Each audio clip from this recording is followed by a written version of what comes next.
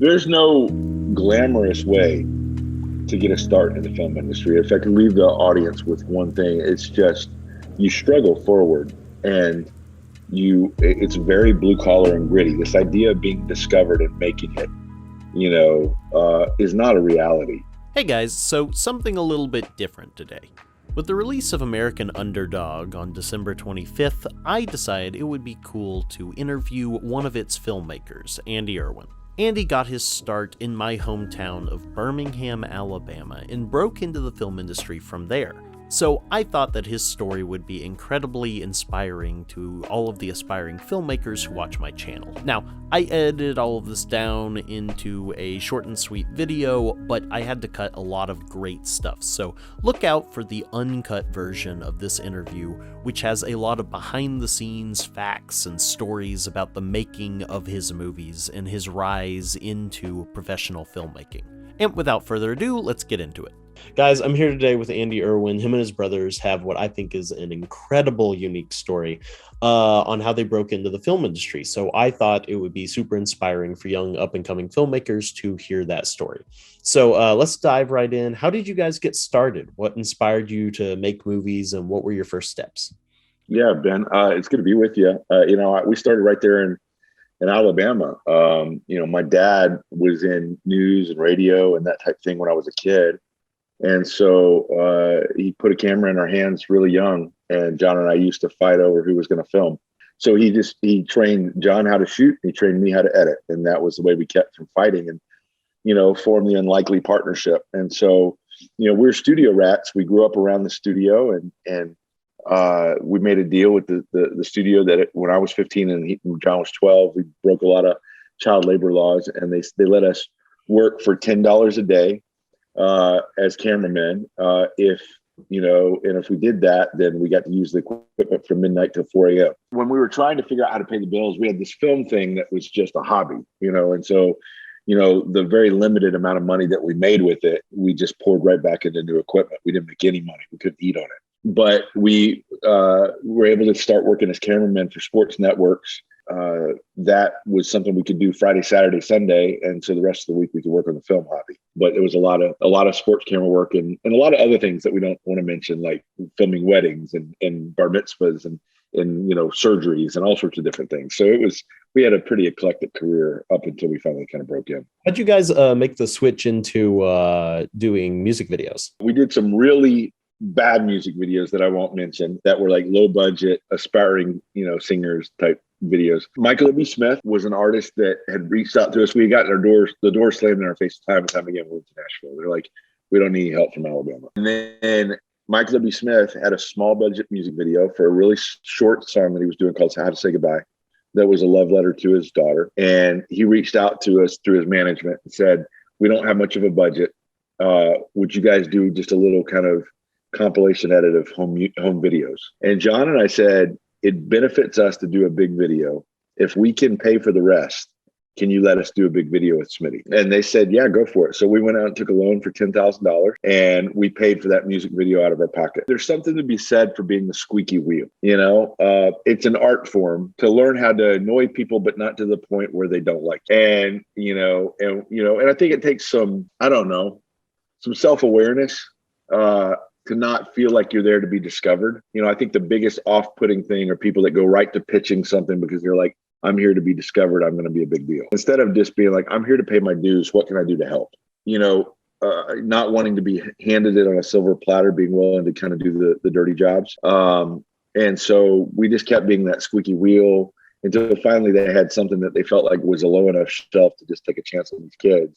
And then we went in and took out a loan for $10,000 that took us about the rest of that summer to pay off. But that was what kind of gave us our break, is we were willing to kind of put our ego down and just be that squeaky wheel saying, hey, remember us little guys. And then finally he took a chance on us. And, we just did a documentary with him and Amy Grant this summer called The Jesus Music. And that was kind of a chance for us to go full circle. And that was kind of our love letter to those guys. But I'm grateful that he did, because we wouldn't be doing this if it hadn't been for Michael W. Smith. And that music video was the #1 Christian video for about 6 months. And then all of a sudden, all these artists started coming to us, and we did both Christian, rock, and country would come to us. And so it became this cool thing for people to come down to Birmingham. So a lot of our biggest videos were shot there in Birmingham. So from Casting Crowns to Amy Grant to, all these different artists.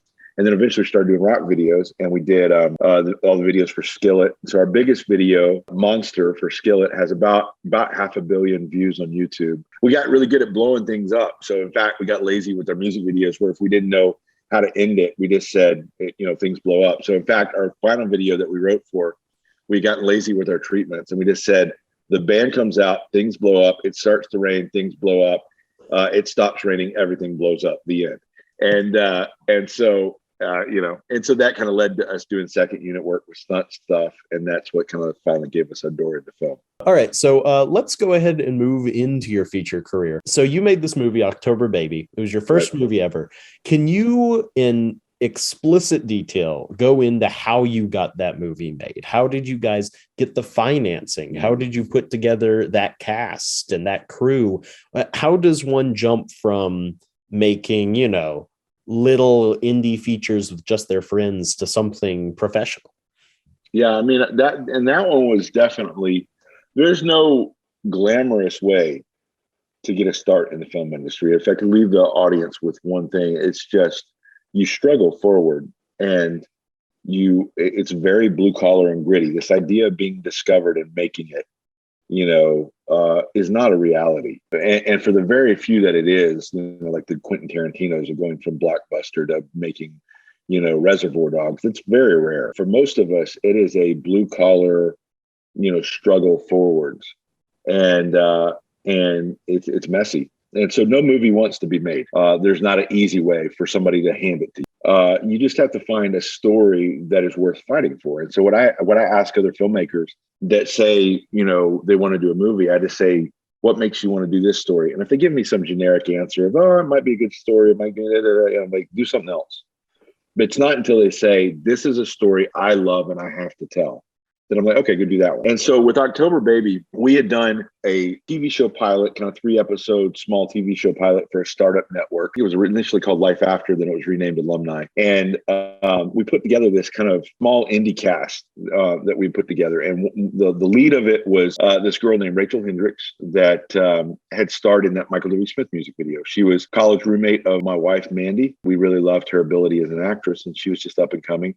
And we put together this other eclectic group of people. One of them is James Austin Johnson, was this hilarious kid that we found that now is playing Joe Biden and Donald Trump on Saturday Night Live. Jason Berkey, and then some other, great cast. The chemistry with that cast was so good that then when the TV show pilot didn't get picked up, we were really kind of bummed. And we're like, well, what are we going to do? And so my brother went off to direct second unit for the Kendrick brothers on Courageous. And I went on to do a concert thing for Casting Crowns, and I was directing a music video for Montgomery Gentry. And in the midst of that, John had been working on this script loosely inspired by a friend of ours named Gianna Jessen and her amazing story of survival. And he came back with this script about a girl who finds out her birth circumstances were traumatic because of some health problems she's having. She goes on a road trip to kind of find her birth mother. And it's a story of redemption and forgiveness and love. He brought this script to me, and I said, it's a risky topic because we don't want to be seen as,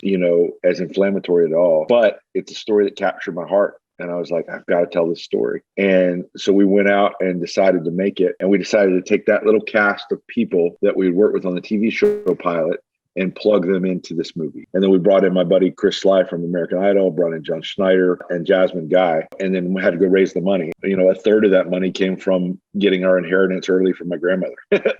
And we raised very meager amount of money to do it. It was a lot of money for us, but it was only $750,000, which is nothing for a movie. And we set out to shoot it in 19 days. And we shot it all over Birmingham and then down in Mobile. And then when we got done with it, we started shopping it around and nobody wanted it. And we decided to raise an additional $4 million and hire Samuel Goldwyn to put it out along with our friends at Provident Films. Shouldn't have worked, wouldn't have worked today. But at this moment in time, controversy hit that we didn't seek out, but it made the front page of the New York Times and ultimately led to a successful box office that didn't break any records. It found its audience. And a lot of people still rate that as one of their favorite movies that we've done. I was in the Starbucks drive-through the other day, and the girl working at Starbucks recognized me, and she said, "I just realized that you did some of my favorite movies." I said, "Which one?" She's like, "October Baby's my favorite." But it was one that didn't want to get made, but it allowed us to do the next one and the next one.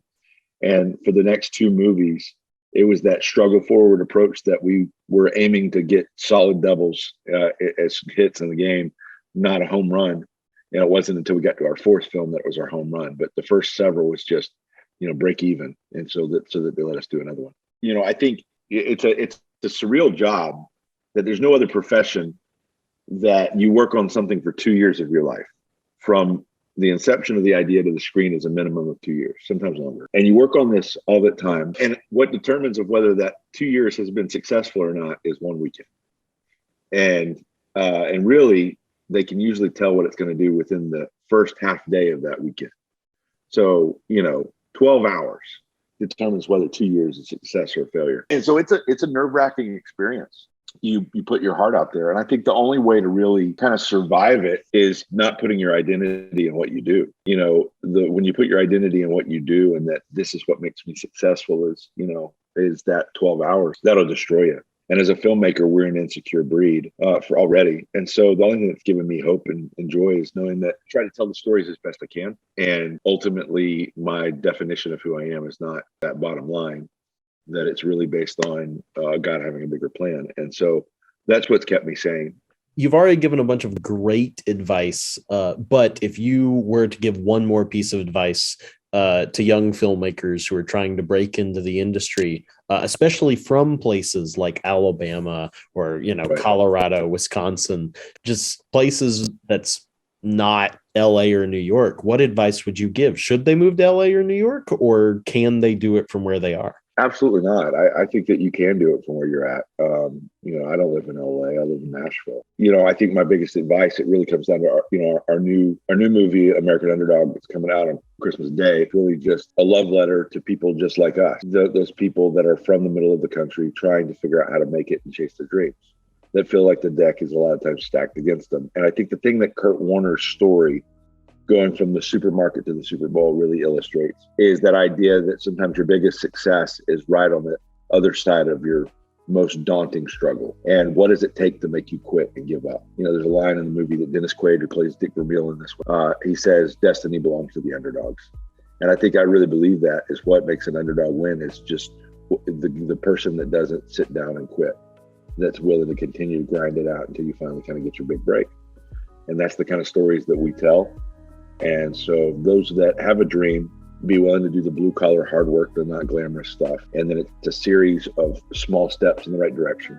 The quality is something you always chase. It's not something you ever catch. Just get a little bit better each time.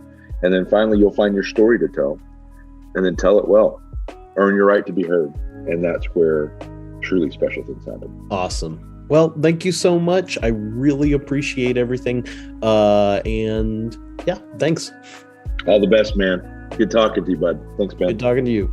And that was my interview with Andy Erwin. I hope you guys enjoyed. I know that I learned a lot. Please make sure to check out American Underdog when it comes out on December 25th, and make sure to check out the uncut version of this interview. There's so much amazing and interesting stories about how he managed to get these movies made, and it's all in that interview. So check that out, and of course, have a Merry Christmas.